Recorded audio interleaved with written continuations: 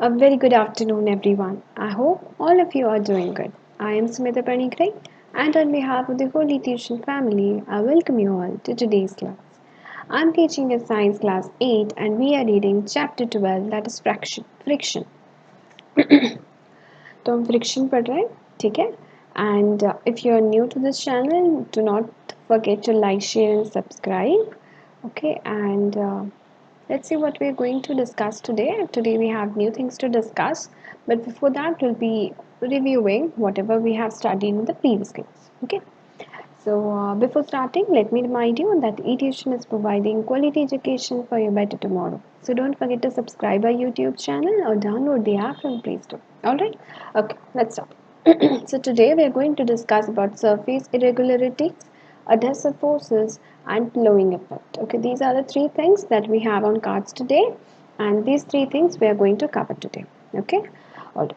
सो पहले हम क्या पढ़ चुके थे बताओ? प्रीवियसली हम पढ़ चुके हैं कि हमारा फ्रिक्शन किसको बोलते हैं, ठीक है? क्या क्या मतलब आपका पर्टिकुलर फैक्टर्स हैं जो फ्रिक्शन को अफेक्ट करता है, and how many types of frictions are there, where we can see friction in daily life. So these are the things that we have already discussed in the first two parts.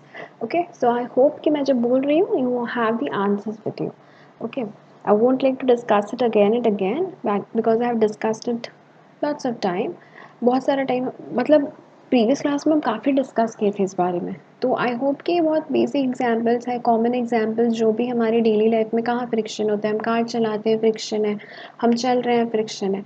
So where the friction is acting surface irregularities, कुछ factors हैं इस friction को मतलब factor affect करती है, वो सब क्या है, तो ये सब तुम लोग को आते रहना चाहिए, ठीक है? क्योंकि यही बेस है चैप्टर का, ठीक है? तो उस बात को याद रख के हम आगे चढ़ते हैं. सरफेस इरेगुलरिटीज़ हमने पढ़ लिया था, उसको और एक बार आज थोड़ा डिस्कस करेंगे. Okay, let's start. So first, as we have already seen, surface irregularities. Surface irregularities का मतलब क्या है? फ्रिक्शन कब होता है? जब पर्टिकुलर एक ऑब्जेक्ट एक पर्टिकुलर सरफेस के ऊपर एक सरफेस है, उसके ऊपर और एक सरफेस है, सो देयर सरफेस इरेगुलरिटी आएगी, ठीक है? तो यहाँ पे सरफेस इरेगुलरिटी क्यों आएगी? क्योंकि जब मैं एक ऑब्जेक्ट को और एक ऑब्जेक्ट के ऊपर स्लाइड करवा रही हूँ या जो भी करवा रही हूँ उसके ऊपर से चला रही हूँ, तो मेरा क्या हो रहा है, कुछ ना कुछ गैप रह रहा है, कुछ पर्टिकुलर पूरा ऐसे फिट नहीं आ जा रहा है, तो ऊपर नीचे थोड़ा उबड़ खाबड़ है. जैसे कि पिक्चर में देखो, यहाँ पे क्या है, यहाँ पे जैसे कि मैंने ब्लॉक रखा हुआ है उस कॉन्टैक्ट एरिया के ऊपर, लेकिन वहाँ पे पर एग्जैक्टली वो नहीं बैठा है, वो कुछ उबड़ खाबड़ इरेगुलरिटीज दोनों के सरफेस के कॉन्टैक्ट में है, ठीक है? वही हमारे सरफेस इरेगुलरिटी फ्रिक्शन को बढ़ावा देता है. अब कैसे देता है? All surfaces when zoomed into a microscopic level contain hills and valleys that interlock when they move or rub on the top of each other. तो जो भी पर्टिकुलर एक सरफेस और एक सरफेस के ऊपर जब रब होता है या उसके ऊपर जब मूव करता है, तो बेसिकली होता क्या है, वहाँ पे जो होता है, हम जब बहुत ध्यान से देखते हैं तो हम देखते हैं कि दोनों के सरफेस में पूरा फिटिंग नहीं होती, पजल की तरह कुछ उबड़ खाबड़ इंटरलॉक ऊपर नीचे होता है, जिसकी वजह से वो एक दूसरे के ऊपर रब करते हैं, ठीक है? This unevenness of the surface is called surface irregularities of roughness. इसी को हम रफनेस बोलते हैं या फिर सरफेस इरेगुलरिटी बोला जाता है, कि क्योंकि दोनों के सरफेस में तालमेल नहीं है. जूम करने पे दिखता है, ऊपर से तो सेम ही दिखता है. Rough surfaces have large irregularities while smooth surfaces have less irregularities. तो यहाँ पे क्या होता है, रफ सरफेस जो भी दोनों के बीच में जो रफनेस है दोनों के बीच में, ठीक है, रफ सरफेस है, उनमें जो होता है बहुत ज़्यादा इरेगुलरिटी होता है. क्या होता है? बहुत इरेगुलरिटीज़ होती हैं. जबकि while smooth surfaces have laser irregularities, जबकि जो स्मूथ सरफेस होती है दोनों के कॉन्टैक्ट के बीच में, उन लोग के बीच में इरेगुलरिटी होती है, कम होती है, ठीक है? सो सरफेस इरेगुलरिटी मतलब दोनों के बीच में तालमेल कम है, ठीक है? तो यहाँ पे हिल्स और वैलीज हैं, जैसे पिक्चर में दिखाया गया है, दिखता पूरा एकदम प्लेन है, लेकिन ऐसा नहीं होता है. सो this is what about surface irregularities is. Concept clear? I hope कि समझ में आ रहा है, इसमें कोई डाउट नहीं होना चाहिए. This is a very basic concept. Okay, next. Next is adhesive forces. First of all, what is adhesive? Adhesive हमें पता है, हम डेली लाइफ में भी एडहेशन एडहेसिव वाली वर्ड यूज़ करते हैं. ये एडहेसिव, ये देख, एडहेसिव मतलब चिपकना, ठीक है, बॉन्डिंग करना, ठीक है? तो एडहेसिव फोर्सेस कहाँ पे यूज़ होता है? ये जो पर्टिकुलर बॉन्डिंग है वो कहाँ पे है, वो देखेंगे. When two surfaces are in contact they start to form bonds. तो कोई भी दो सरफेस जब कांटेक्ट में होता है, ठीक है, कोई भी दो सरफेस जब कांटेक्ट में होता है तो उनके बीच में कुछ बॉन्डिंग होती है, भले ही इरेगुलरिटी हो बट कोई ना कोई बॉन्डिंग ज़रूर होती है। So and begin to stick to each other, और वो क्या होता है, एक दूसरे के साथ जम के रहते हैं। मतलब जब भी कोई, मैं अब सपोज ये एक सरफेस है, इसके ऊपर मैं कुछ स्लाइड करवा रही हूँ, तो इनमें इरेगुलरिटी ज़रूर है, लेकिन वो जम के थोड़ा कुछ फोर्स है जो उन्हें जमा के रख रहा है, आगे बढ़ा रहा है, उसी को हम लोग बोलते हैं एडेसिव फोर्सेस, और इसी फेनोमेनन को बोला जाता है adhesion. Okay, next. When we try to move objects that are on the top of each other, on the top of another, we are basically breaking the bonds or overcoming the adhesive forces. तो हम क्या करते हैं, जब भी कोई particular एक object को और एक ऑब्जेक्ट के ऊपर से मूव करवाते हैं, तो हम क्या करते हैं, जो पर्टिकुलर कॉन्टैक्ट है दोनों के बीच में, उसको तोड़ के हम उसको आगे बढ़ाने की कोशिश करते हैं। ठीक है, चलो अब देखो ये पिक्चर है, ये पिक्चर है, एक पिंक कलर का ऊपर सरफेस है, उसके ऊपर एक ब्लू कलर का हमने कुछ रखा हुआ है। ठीक है, यहाँ पे क्या हो रहा है, cohesive forces is the attraction, adhesive forces first देखेंगे। एडहेसिव फोर्सेस कहाँ पे एक्ट कर रहा है, between the two surfaces of contact, in between the two objects. तो यहाँ पे क्या हो रहा है, adhesive forces are the forces which attract the water molecules to other surfaces causing them to stick. Okay, this is water molecule, alright. So एक block है, block के ऊपर हमने एक वाटर मॉलिक्यूल दिया है, तो वाटर मॉलिक्यूल और उस ब्लॉक के बीच में कोई कांटेक्ट होगा, वही एडहेसिव फोर्स वहाँ पे काम कर रहा है। तो क्या हो रहा है, adhesive forces are the forces which attract the water molecules to other surfaces causing them to stick. तो यही एडहेसिव फोर्स जो होता है, पानी के मॉलिक्यूल्स को सरफेस के साथ चिपका के रखता है। कोहेसिव फोर्सेस क्या होता है, कोहेसिव फोर्सेस देखते हैं।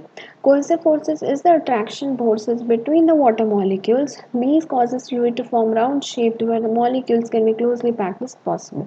और पानी के बीच में जो पानी के ड्रॉपलेट्स हैं जो कि हमारे सरफेस के ऊपर है, वो क्या करता है, उनके बीच में, पानी के मॉलिक्यूल्स के बीच में जो ड्रॉपलेट्स हैं उनके बीच में बहुत सारे मॉलिक्यूल्स हैं, एटम्स से उन्हें पड़ा हुआ है, तो बहुत सारे मॉलिक्यूल्स का जो होता है उनके बीच में क्या होता है, वो अट्रैक्शन होता है, वो बच्चा मतलब ऐसा बॉन्डिंग करके रखते हैं। और पानियों के बीच में जो कॉन्टैक्ट है उसको बोलते हैं हम cohesive forces. Okay, so this is what is adhesive forces all about. Adhesion से नाम पता चल रहा है, ठीक है। Next, flowing effect. Now what is flowing effect?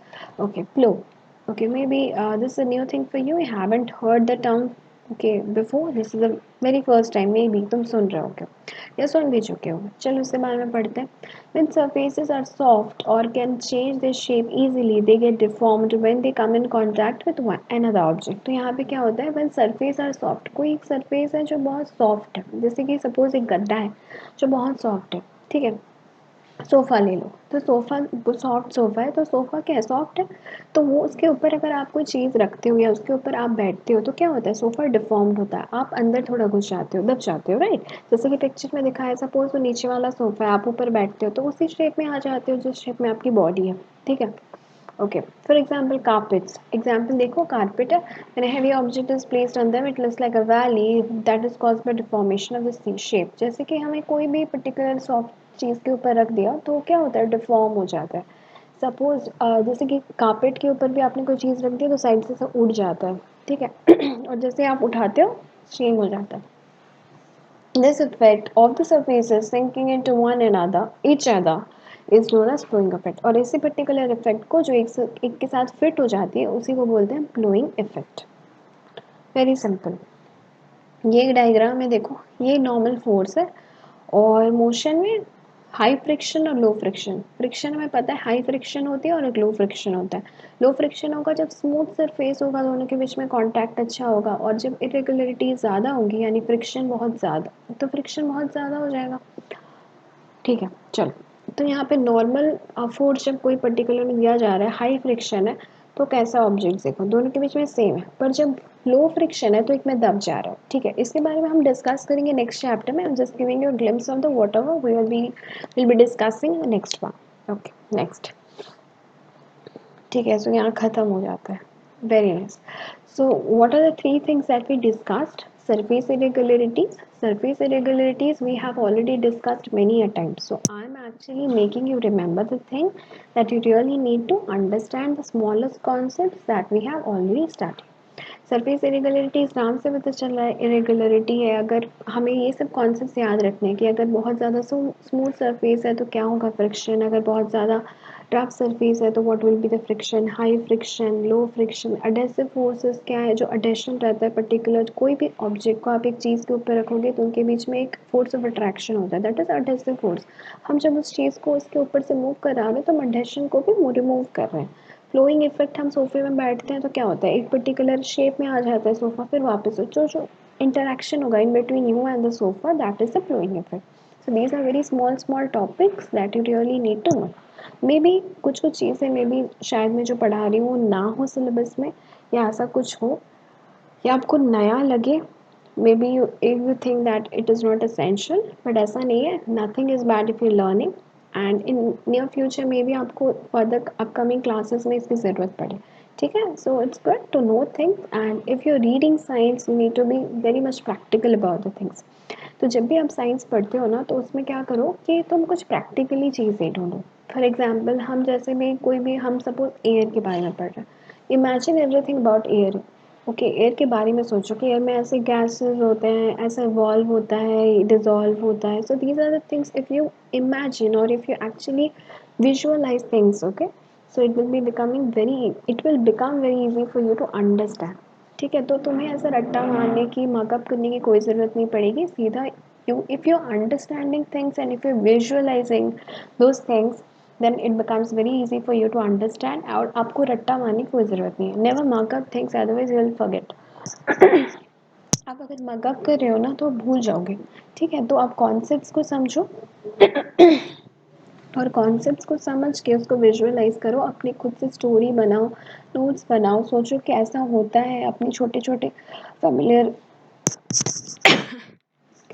Small story बना के उसको करो, so that it will very easy for you to have the concepts with you for the very long time. And once you're reading things, make sure that your base is clear. ऐसा नहीं कि कुछ भी पढ़ लिया और बस exam के कॉन्सेप्ट में पढ़ लिया, क्योंकि हम जब भी पढ़ते हैं ना तो एग्जाम ओरिएंटेड ही पढ़ते हैं, एग्जाम के हिसाब से पढ़ते हैं, रटते हैं, लिखते हैं और फिर आ जाते हैं। तो ऐसा नहीं करना। ठीक है, अच्छे से पढ़ो, ध्यान से पढ़ो, और मतलब रटो नहीं। ठीक है, विजुअलाइज करके चीज़ों को रिमेंबर करो, so that it will become very easy. क्योंकि यही friction chapter, if you will going into further classes, it will become difficult for you if you are not understanding the concepts और the basic things. So make sure that you are understanding it. And if you have any doubt regarding any of the particular points of this chapter, do let me know in the comment section below. Okay, I'll definitely answer. And we have already completed 3 parts of this chapter. I'll be coming up with the next topic in the new part. So, till then, I hope that you're good. Take care of your health. And if you're not following our channel, do like, share, and subscribe, and do follow it. And I'll be seeing you next in the next session. Till then, have a good day and keep smiling. Bye.